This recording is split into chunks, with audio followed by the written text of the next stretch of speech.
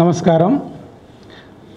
వాస్తవంగా ఎన్కౌంటర్లో గురైనటువంటి 27 మందితో పాటు కేశవరావు గారి మృతదేహాల్ని వాళ్ళ కుటుంబాలకు ఇవ్వాలనేటువంటి డిమాండ్తో ఏర్పాటు చేసినటువంటి ఈ ప్రెస్ మీటు ఈరోజు వాళ్ళకి జోహార్లు తెలియజేసేటటువంటి పరిస్థితికి రాజ్యం తీసుకొచ్చిందనేటువంటిది మనం అర్థం చేసుకోవాలా. వాస్తవంగా గతంలో ప్రభుత్వాలు ఇంతటి క్రూరమైనటువంటి పనులు చేయడానికి కొన్ని సంస్థలను ఏర్పాటు చేసేవి. సల్వా జుడుములు కానీ, లేకపోతే కింగ్ కోబ్రాలు కానీ కానీ ఈరోజు రాజ్యమే అట్లాంటి సంస్థగా మారుతున్నటువంటి స్థితి మనకు కనబడుతున్నది. అంటే ప్రశ్నించేటటువంటి మనుషుల్ని రాజ్యము రాజ్యాంగబద్ధంగా పరిపాలన చేయడానికి వైరుధ్యంగా వేరే సంస్థల ద్వారా చేసేటటువంటి స్థితి నుంచి ఈరోజు గత 11 సంవత్సరాలుగా పనిచేస్తున్నటువంటి నరేంద్ర మోడీ ప్రభుత్వము డైరెక్ట్గా తనే ఆ పాత్రను తీసుకోవడం అనేటువంటిది ఇది ఎంత దుర్మార్గం అనేటువంటిది యావత్ ప్రజానికం ఆలోచన చేయాల్సిన అవసరం ఉందనేటువంటిది నేను ఈ సందర్భంగా మీ దృష్టికి తీసుకొస్తా ఉన్నా. అంటే ఎక్కడైనా కూడా రాజ్యం అనేటటువంటిది ఇంతకుముందు సారు కూడా చెప్పాడు, రాజ్యాంగబద్ధంగా పరిపాలన చేసే స్థానంలో, చట్టబద్ధంగా పరిపాలన చేసేటటువంటి స్థానంలో వాటికి విరుద్ధంగా ఇష్టానుసారంగా వాళ్ళు వ్యక్తులుగా ఏం భావిస్తే అవి చేసేటటువంటి స్థితి రాజ్యంలో కొనసాగుతుందంటే ఈ రాజ్యాన్ని ఏమనాలి అనేటువంటిది కూడా ఈ సందర్భంగా మనం అర్థం చేసుకోవాలి. నేను ప్రజలకు కూడా ఈ సందర్భంగా ఒక అప్పీల్ చేస్తూ ఉన్నా.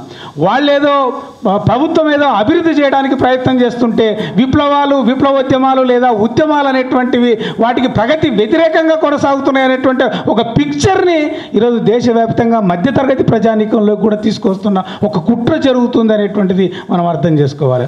నిజంగా విప్లవోద్యమం అనేటువంటిది ఏ సమాజంలోనైనా ఎందుకు వస్తుంది? ఎందుకు ఉద్యమం అనేటువంటిది పెళ్ళుకడానికి అవకాశం ఉంటుంది? ఏ సంస్థ అయినా ఏ పార్టీ అయినా పుట్టడానికి ఏం పరిస్థితులు ఉంటాయి? ఈరోజు 75 సంవత్సరాల స్వాతంత్రం వచ్చిన తర్వాత కూడా ఈ రోజుకి నువ్వు ఈ దేశంలో 85 కోట్ల మంది జనానికి కుటుంబాలకి నువ్వు బియ్యం ఇస్తున్నావు అని ఒక పక్క చెబుతూ ఎదలు గుద్దుకుంటున్నావు నువ్వు, నేను బియ్యం ఇస్తున్నానని. అంటే ఒక మనిషికి స్వయంగా బ్రతికించేటటువంటి స్థితిని కల్పించలేవా? కనీస వేతనం 26,000 రూపాయలు ఇవ్వాలనేటువంటి డిమాండ్ దేశంలో కొనసాగుతుంటే దాన్ని ఇవ్వలేనటువంటి నువ్వు డిబేట్ చేయకుండా నువ్వు డిబేట్ చేయి ఎందుకు విప్లవం వచ్చిందో ఈరోజు వాళ్ళు డిమాండ్ చేస్తాం, మావోయిస్ట్ పార్టీ డిమాండ్ చేస్తున్నది మేము చర్చలకు సిద్ధమని. మీ ఎందుకు పుట్టింది విప్లవోద్యమని మాట్లాడు. నీ దగ్గర అధికారం ఉంటే, నీ దగ్గర సాధికారత ఉంటే, నీ దగ్గర లెక్కలుంటే నువ్వు చెప్పు నువ్వేం అభివృద్ధి చేసినావు అనేటువంటిది. ఇది కూడా యావత్ ప్రజానికం ఆలోచన చేయవలసిన అవసరం ఉందనేటువంటిది కూడా నేను ఈ సందర్భంగా చెప్తా ఉన్నా.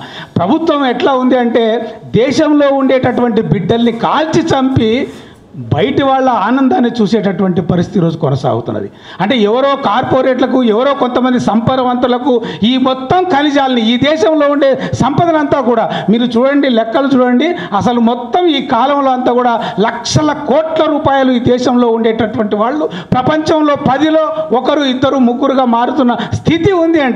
అంటే ఒక పక్కనేమో దరిద్రం అనేటువంటిది మొత్తం 80% ప్రజలు దరిద్రంలో ఉంటే కొంతమంది మాత్రం 10%లోకి ప్రపంచ సంపన్నులుగా మారుతున్నారు. అంటే ఈ దేశం ఏం జరుగుతున్నది, ప్రభుత్వాలు ఏం చేస్తున్నాయి, ఈ విషయాల్ని ప్రజలందరూ కూడా ఆలోచించమని నేను కోరుతా ఉన్నా. అంటే నువ్వు ట్రంప్ చెబితే వింటావు, దేశంలో ఉండేవాడు చెబితే వినవు. ఇది ఎంత వైరుధ్యంగా ఉన్నది. వాళ్ళు ఏం కోరుతున్నారు? ఆర్థిక, రాజకీయ, సామాజిక సమానత్వాన్ని కోరుతున్నారు. ఈ దేశంలో ఉండే అంటే మార్గం వేరు కావచ్చు, ఒక్కొక్కరికి ఒక్కొక్క మార్గం ఉంటుంది. కానీ నువ్వెవరు? రాజ్యాంగ పరిపాలన చేసేటటువంటి మనిషివి, చట్టబద్ధంగా పరిపాలన చేయవలసినటువంటి మనిషివి. వాళ్ళు అట్లా చేస్తున్నారు కాబట్టి నేను అట్లా చేస్తాను అంటే నీకేం స్వభావం ఉన్నట్టు? రాజ్యానికి ఉన్నటువంటి స్థితి నీకు ఏడ ఉన్నట్టు? అంటే ఇది చాలా ఓపెన్గా, క్రుయాలిటీగా చాలా నగ్నంగా కనబడుతున్నటువంటి స్థితి ఉన్నది. దీనికి వ్యతిరేకంగా అన్ని రాజకీయ పార్టీలే కాదు, సమాజము ఆలోచన చేయవలసిన అవసరం ఉన్నది. ఎందుకంటే ఇంతకుముందు సార్ చెప్పినట్టుగా అభివృద్ధి అనేటటువంటిది కొంచెం సంక్షేమ పథకాలతోటో కొన్ని పెన్షన్లతోటే ఉండేది కాదు. ఈ దేశంలో ఉండే సంపదలో వాటా కావాలనేటువంటి డిమాండ్తో కొనసాగుతున్నటువంటి ఉద్యమంగా దీన్ని అందరూ అర్థం చేసుకోవాలని ఇప్పటికైనా ప్రభుత్వం కానీ, సుప్రీంకోర్టు చాలా, ఇప్పుడు హైకోర్టు కూడా ఆ మృతదేహాలను ఇవ్వండి అనలే, మీరు పోయి మాట్లాడుకోండి అని అంటుంది. నువ్వు నిన్నటిదాకా అనేక తీర్పులు ఇచ్చినటువంటి స్థితి.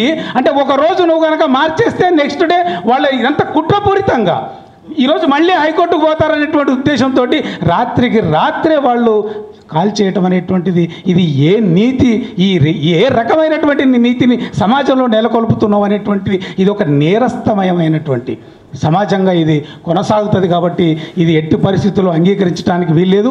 ఇప్పుడు సమాజం స్పందించాలి, అన్ని పార్టీలు స్పందించాలి.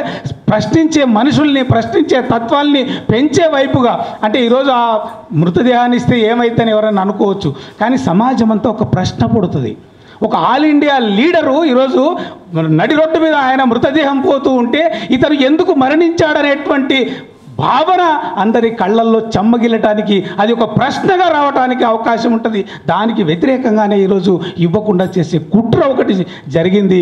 అందుకనే మా పార్టీగా సిపిఎంఎల్ మాస్ లైన్గా ఇప్పటికైనా ప్రభుత్వం ముందుకొచ్చి శాంతి చర్చ జరపాల, కగారును ఆపాలనేటువంటిది ఈ సందర్భంగా నేను డిమాండ్ చేస్తాను.